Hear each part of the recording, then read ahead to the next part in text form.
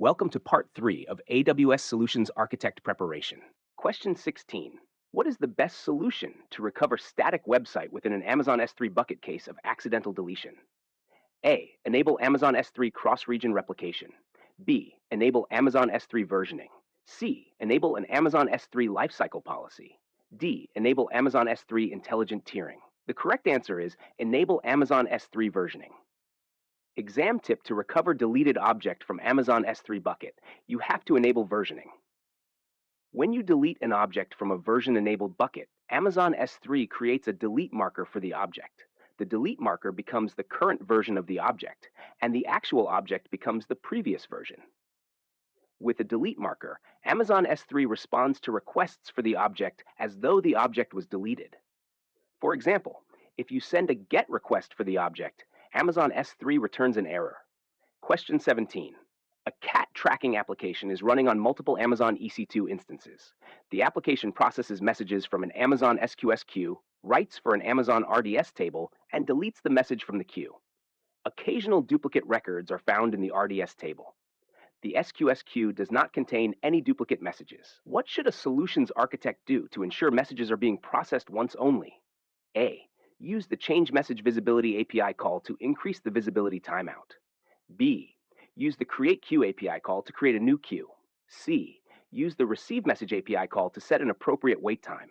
The correct answer is use the Change Message Visibility API call to increase the visibility timeout. Let's understand why. Visibility timeout.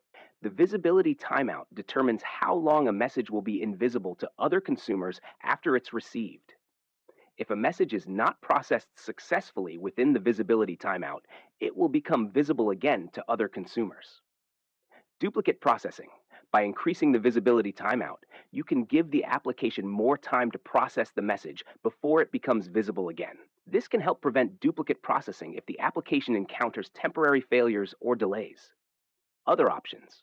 Creating a new queue or using the Receive Message API call with a wait time would not address the root cause of the duplicate records. Question 18. You are working as solution architect in a research company which currently has legacy application used to download scientific PDFs from internet, then store it in a local storage. The company wants to migrate its storage to AWS S3 buckets using the existing VPN connection between company network and AWS. What is the simplest solution to open the firewall to access S3 bucket from company network? A. Create Lambda function with an IAM role with permissions to access S3 bucket and call the Lambda function from the application. B. Use Amazon CloudFront with S3 buckets as the origin and configure the CloudFront IP in the company network. C. Create an IAM role with S3 bucket access permissions to allow accessing from company network. D. Configure IP whitelisting in Amazon API Gateway. The simplest solution to open the firewall to access S3 buckets from the company network is use Amazon CloudFront with S3 buckets as the origin and configure the CloudFront IP in the company network. Here's why. CloudFront acts as a proxy. CloudFront is a content delivery network (CDN) service that sits in front of your S3 buckets. Reduce security risk. Instead of opening your S3 buckets directly to your company's network, you only need to allow traffic from the known IP addresses of CloudFront. This significantly reduces the attack surface. Improved performance. CloudFront caches content at edge locations closer to your users, resulting in faster delivery times. Other options and their considerations. Create Lambda function with an IAM role. While this approach can work, it introduces additional complexity. You'd need to manage Lambda functions and their associated IAM roles, which might not be necessary if the primary goal is simply to access S3. Create an IAM role with S3 bucket access permissions. This approach is less secure as it directly exposes your S3 buckets to your entire company network. Configure IP whitelisting in Amazon API Gateway. API Gateway is designed for APIs, not for general file storage access. This solution would be overly complex and less efficient for this use case. By using CloudFront, you can securely and efficiently allow your legacy application to access S3 buckets while minimizing security risks and improving performance. Question 19.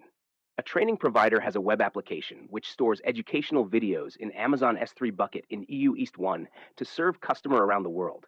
During the peak hours, some customers in Asia report receiving HTTP 500 errors. As AWS Solutions Architect, how to solve this issue? A. Use Amazon CloudFront to cache the web content and use edge locations to deliver the content. B. Replicate the bucket policy into another region. C. Use Amazon S3 with failover routing policy in front of Amazon S3 bucket. D. Create classic load balancer in front of Amazon S3 bucket. The correct answer is use Amazon CloudFront to cache the web content and use edge locations to deliver the content. Exam tip keyword: deliver content around the world. CloudFront is the content delivery feature. To deliver video on demand, VOD streaming with CloudFront, use the following services. Amazon S3, to store the content in its original format and to store the transcoded video. AWS Elemental Media Convert, to transcode the video into streaming formats. CloudFront, to deliver the transcoded video to viewers.